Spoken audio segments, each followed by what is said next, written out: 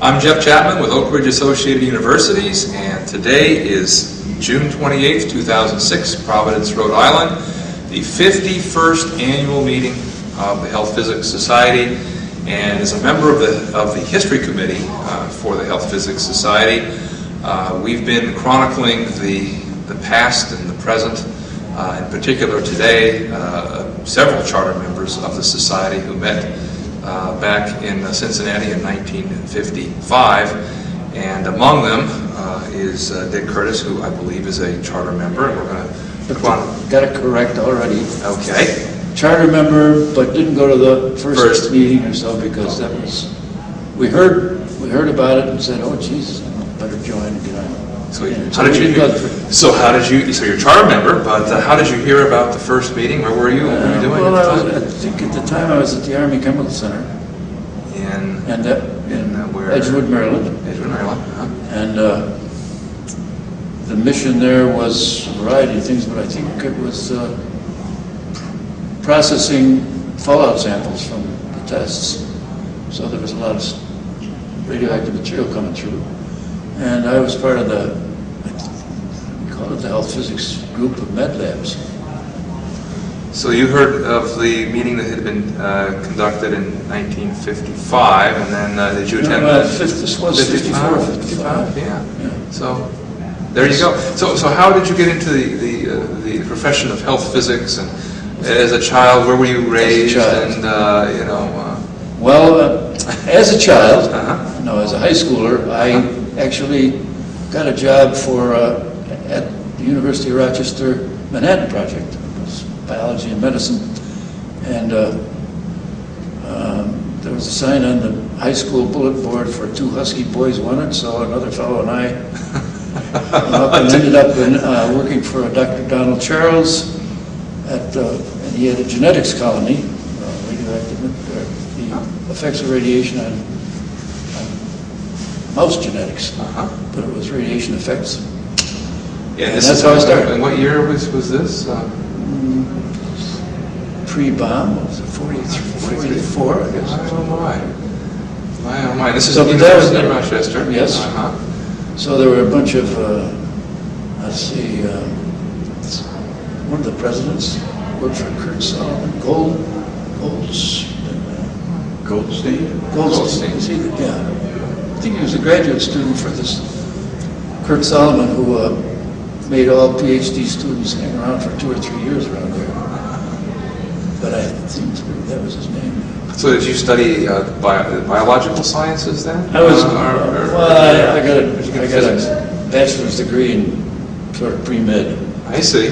I didn't do any advanced. I didn't get an advanced degree, although I got started in biophysics at Yale, but petered out.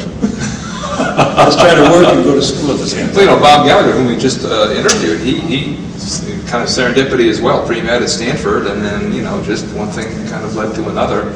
And so what was your experience? You graduate from the University of Rochester. Right. And I've been working at what became the Atomic Energy Project while I went to school. And 53. I got drafted early in 54, and that's how I ended up at the Army Chemical Center. I see. In uniform. I see. A lot of your peers really came through the same type of process. Yes, I think the war. I remember, as a matter of fact, there were guys in semi-uniform at the University of Rochester, because I think they were they were going through some of the early programs. And Bill Baer was one of them. Some of the people went through there.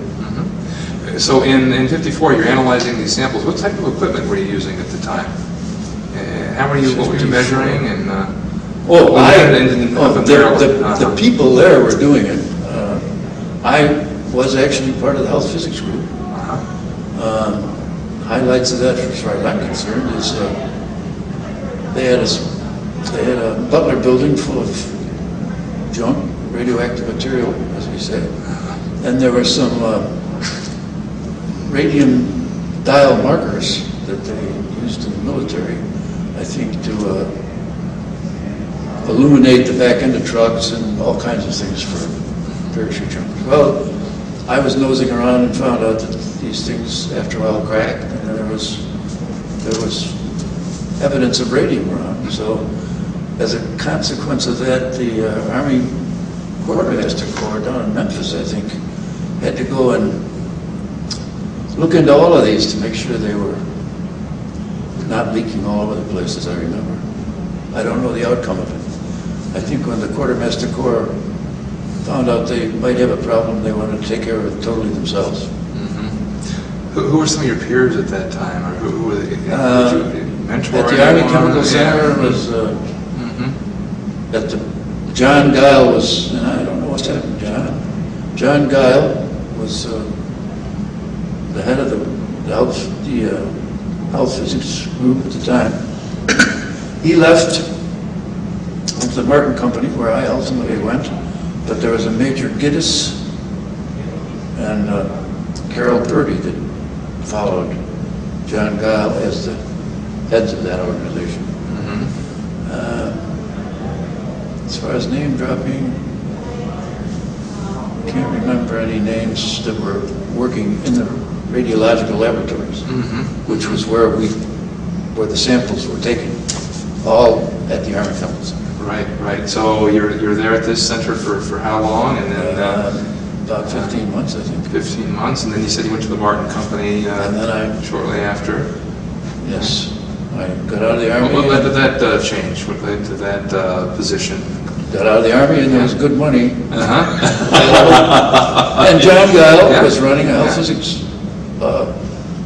He was running the health physics group for Martin Nuclear. And where were they? Where was this? In Middle River, Maryland, outside of Baltimore. And most of the effort when I was there was there was a group from Sylvania, I think, that Martin Company talked into joining them, and they were working on powder metallurgy to make lightweight annular fuel elements for a very lightweight air transportable nuclear reactor.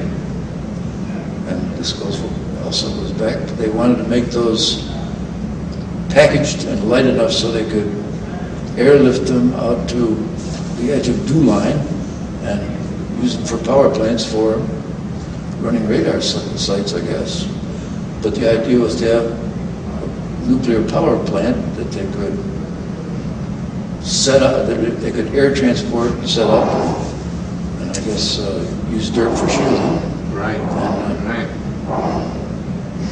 I don't think they were successful in pursuing the contract to the end. I don't remember the history. So what was your role at the Martin Company? As in the fuels research and technician or health physicist. I think John Guile was the top dog. I don't know if we had titles of the health physicist, but so you're working in reactor fuels design and probably what enrichment was highly at the enriched? The early stages, since this was a development project, they worked with non-enriched material. This was to work on the techniques. And but anyway, I left there. So you started with all these the mice and studying the effects. And now you're in fuels. Yeah, right. And so what's next? It's quite varied. Yes. Well, from there it was easy to jump in those days because you got a 5% raise or something. And so I ended up at at the time, Olin Matheson had a nuclear fuels division in New Haven, Connecticut. And they had a contract for fuel elements, to fabricate fuel elements for the naval reactors. Right in New Haven. Right smack in New Haven. It was that is amazing. It had been I think it had been a primer plant or part of Winchester. In fact, it was the Winchester plant. Oh, yeah. Right. So anyway, Dixwell Avenue or someplace.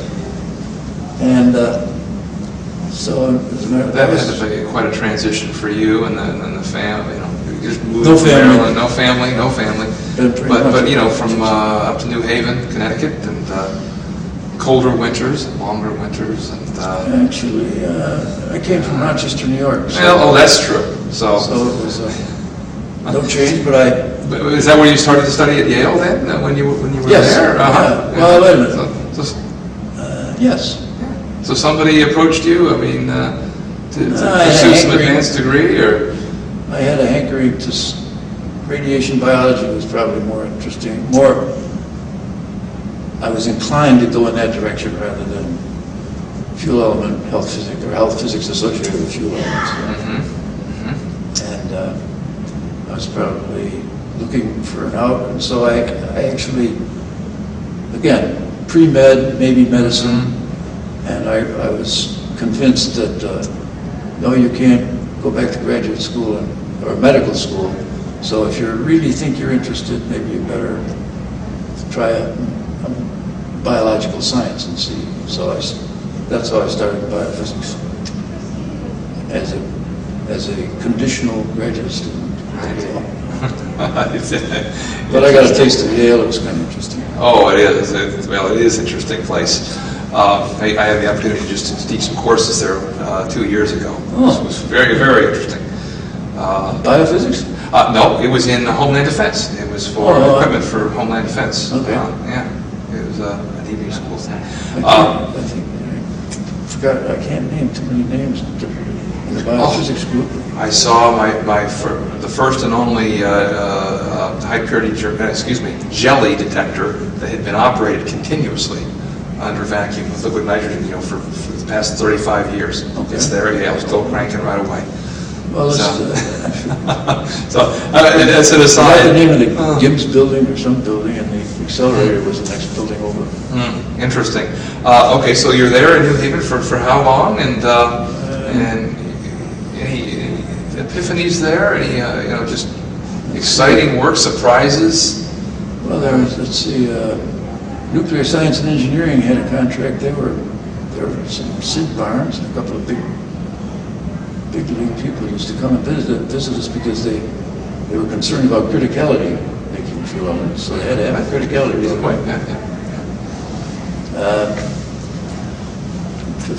Well, I think Olin Matheson sold out to United Nuclear, and that was still the same. They were just progressing and getting bigger and better contracts for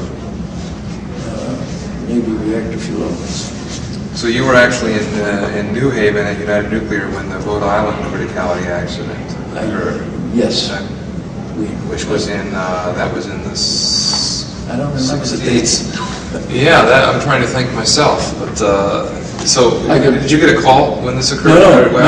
How did you find out about it? And what did you do as a result? We were there. They had their own group up there. I guess. This is the Wood River Junction. Yeah.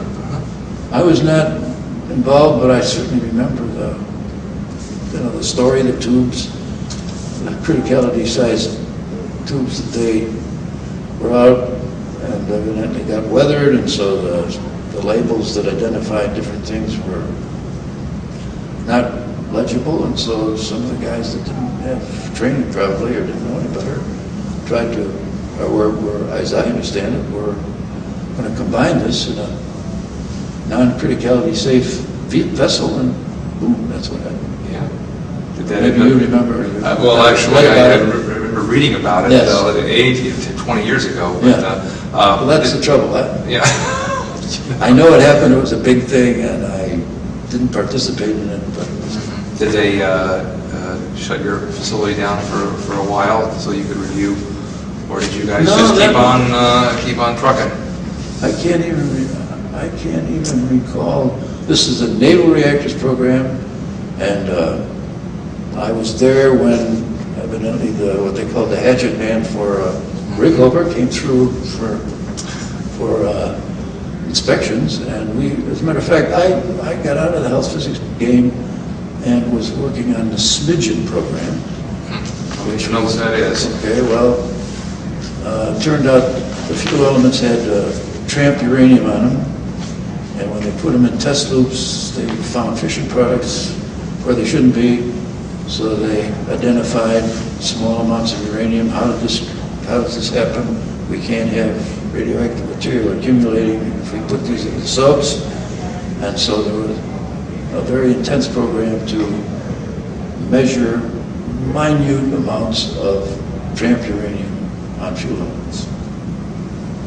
And that's where the smidgen program. It's just a smidgen. Just a right? smidgen. Just a smidgen. So we were doing, I think probably either Everline or somebody got a contract to make some large proportional counters because of the need to look at each fuel element. And in those days, background subtraction was a major thing, so you had to run a background count for 45 minutes or something to get to that statistics. Anyway, that was the game plan then. So I was out of health physics at the United Nuclear, I think it was the technical division or what I think it was the title. And we were working on a smidgen program. That's how I got out of it. Oh, and from there, because I was sort of buying some equipment from a company in North Haven, Technical Measurement Corporation, I ended up, again, not in health physics, but with TMC that made some of the early transistorized gamma spectrometers. Multi-channel analyzers. Yeah. Was Orrin Tench over there then, or No, Orrin Tench? Bob Gunn was the president, and Emery Alcott? none of those ring a bell. Interesting. So you were there for, this was in the 70s or late 60s? I don't think we got to the 70s yet. I think we're still in the 60s. But meanwhile, you're still, tell me how active you were in the Health Physics Society, and were you going to the annual meetings? I don't think I was going to annual meetings through all of that period. I was some, but I was going to, I think I was going to ANS meetings and American Association of Physicists and Medicine. No, it was just the Physics Professional Society. I don't remember. Because I think they were the people who were doing the basic work with radioactive material and gamma spectroscopy and stuff at the time. I think I might say I was out of health physics business for that period of time. Right. Because associated with Technical Measurement Corporation, I got the bug to go over to Europe, and so I went and lived in Vienna for a year. Really? Did you work with the agency, the IAEA? No, I tried to. I applied for an assignment in at the time it was Burma, but there was a change in the politics. I think every once in a while a military guy would take over and try and make the system work in the state, in the country. And so they had a change in the people who were running the country, and they didn't want any foreigners, quote, IAEA members there. That takes us up. I happened to be in Europe. I was in Zurich during the missile crisis. That was kind of interesting. Oh my. How were you informed of what was going on and what you would do or should do?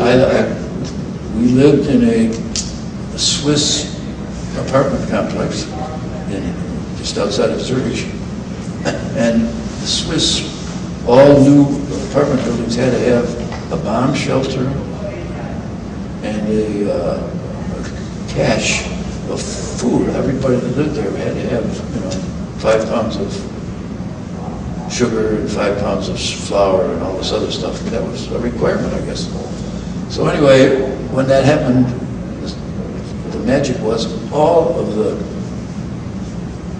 grocery stores, I forgot what we called them, but all of the stores that had any of this, the shelves suddenly became empty because the people that lived there weren't, they weren't going to keep stuff in a bomb shelter and not use it. So all of a sudden they found out maybe we better have some stuff in our bomb shelter.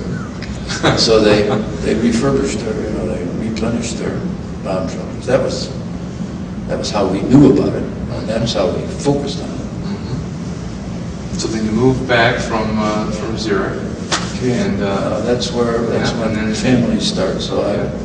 I was married. My son was born in Vienna, so got headed back to the States. In time for the Health Physics Society meeting in New York, whatever that would have been, 61 or 60, one of those times. Yeah. And who did you start working for when you came back? I interviewed with Cy Block and ended up out at the University at Lawrence Livermore Lab.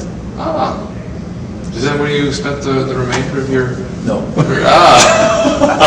You were still going up to those 5% raises every year. No, that was. I'm not quite sure what. Get a job was important, but yeah. So you moved to California. Yeah.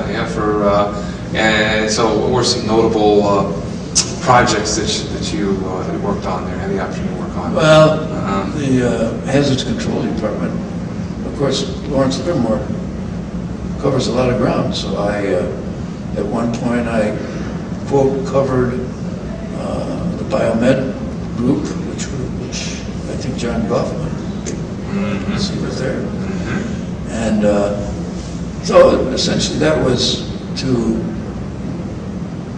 evaluate radiation problems associated with laboratory kind of radioactive material.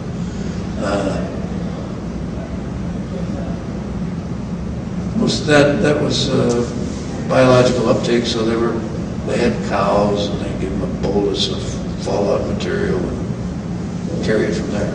Right. But we didn't do it. We just were. The reason I got into health physics mostly is I wasn't motivated to get an advanced degree and dig into the details of one thing, so I felt like I'd stick my nose in other people's business and still be interested in radioactive material, working with radioactive material. Did your son follow in your footsteps No. at all? No. He's physics or physics? He's somewhat aware, but he's not so inclined. So, Lawrence Livermore for several years, and then we Now that was during. I went to the Nevada test site with the Lawrence Livermore bunch on a number of events. This was during the days of tunnel shots and underground shots. So I got in on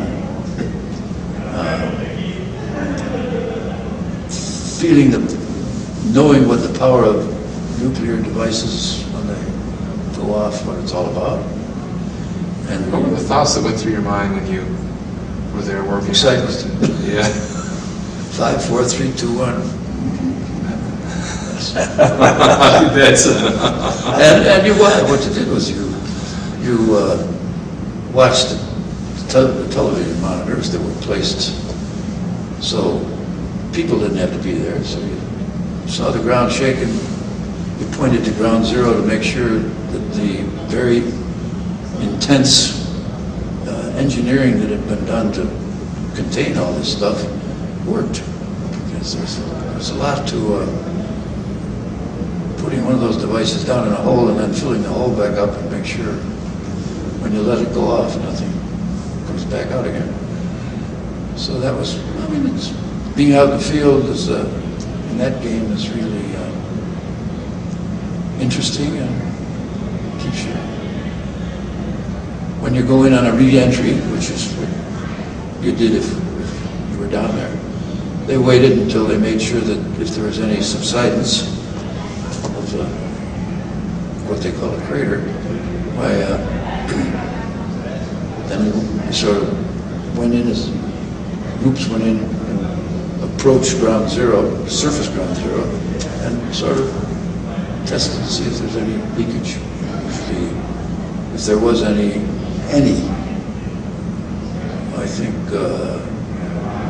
some noble gas leakage might have been sneaking out a little bit. Or the radiation Radiation exposure levels, is not very because good. it was, So deep. they were so deep, you didn't, as a matter of fact, if there was any radiation level detected, you knew that there was maybe some area or some path that some leakage can come out. And interestingly enough, I think small, minute amounts turned out came up through large multi-conductor cables. And of course, they had insulation on them, and the pressure was enough so that I guess it came up through between the insulation and the cables. And the actual cables. If some of your colleagues were here today, you know, the guys you grew up with in the business, so to speak, what would they say about, you know, what would they say? Catherine was in on some of this. Was he? Ken Case. Jerry Cohen, I don't think was active with the Health Society. But What would they say about Dick Curtis? And, I'm not sure. Yeah. What would they say? They say there's got to be some funny story. There's got to be something that happened that was a surprise, or just, oh, gosh, do you remember when? You remember when this happened? You remember when that happened? Oh, well, we do that. We do that periodically. Some of them are, I mean, usually they're not funny, and I can't remember any. Did you know George Hudding? Yes. He was the he was the TMC guy. Yeah, he was it was actually Hudding Associates, I think, before it was. Yeah, I got it now. Oh, I thank you for bringing the name back up. I can picture him exactly. See, the cycle turned, and way back forward in the 80s, I worked with George Hudding. Yes. Yeah, got it. There you go. That's the little MCA. That's the weeny little MCA that was so advanced over everything else. That was, yeah, by then, yes, that's right. George left, I mean, there was a George Hudding. Splitting of the Yes, I know how things go. Yeah. Yeah. Excuse me. George ended up going his way, and Bob Gann and TMC. Yes. went there. Yes. And then what became of TMC? What became of TMC then? Oh, yeah, there was, when you go public and make a lot of money, the people that run it get carried away, and I don't think business held up as long as, I don't know, if somebody bought them out, or, there was a lot of competition at the I time. don't know. But it was the transistorized multi-channel analyzer. It was an absolutely brilliant assemblage of transistors and early on op-amps to make this tiny little MCA, yes. We flew them in the airplanes, yes. One of the things that's right, some of the first big contracts were to make 5 or 6 of them, probably for some colonel in the Air Force, I think. Yeah, yes. That's what got them there, boy, we can set up the production line for that. There we go. Right there in North Haven. Oh, yes. In North Haven, yeah. Well, as we wind the interview up, is there anything you'd like to say? How far did we get? Well, we got pretty. I just thought we. Bob, you got give you to 1956. We got to, yeah, Bob, we got 1956. We got So I into think we got to the 61. 60s, you know, I mean, just as you reflect back over your career in the Health Physics Society and health physics, the science, I mean, is there anything that really stands out in your mind, Well, in the past and going forward as well, you know? Well, let's see. I was I guess an old curmudgeon that didn't think we should be so focused on picocurie quantities, and the whole environmental monitoring thing was chasing it. I guess I grew up with higher levels of radiation and didn't think about population dose. You know, I was exposed to it, we thought about it, but in my applied health physics career, I guess I focused more on, I don't know, higher levels of dose. But I ended up at the Nuclear Regulatory Commission for a while, in Region 5, as an inspector, quote. And then I went from there to the state of California in the same business, radiologic health branch. When did you leave state of California then? When did you retire from there? 96, I think. In 96? Oh. Then you would have worked with our group down at Rocketdyne with Bob Tuttle. And, Bob Tuttle? Yeah, Bob Tuttle. He was my Bob boss. Alexander? Bob Alexander. And Marlon Remley. Yes. Yeah. And that was the group I was in in the mid-'80s. So Yeah, I remember. it always, it's amazing. It's just something always just ties together. You know. If you've been in the game for a long time, you just love it. Well, I want to thank you very much for the time you gave the society today. And I'm sure some of it's a little bit dull, but there were some. oh no, it's very good. Thank you very much.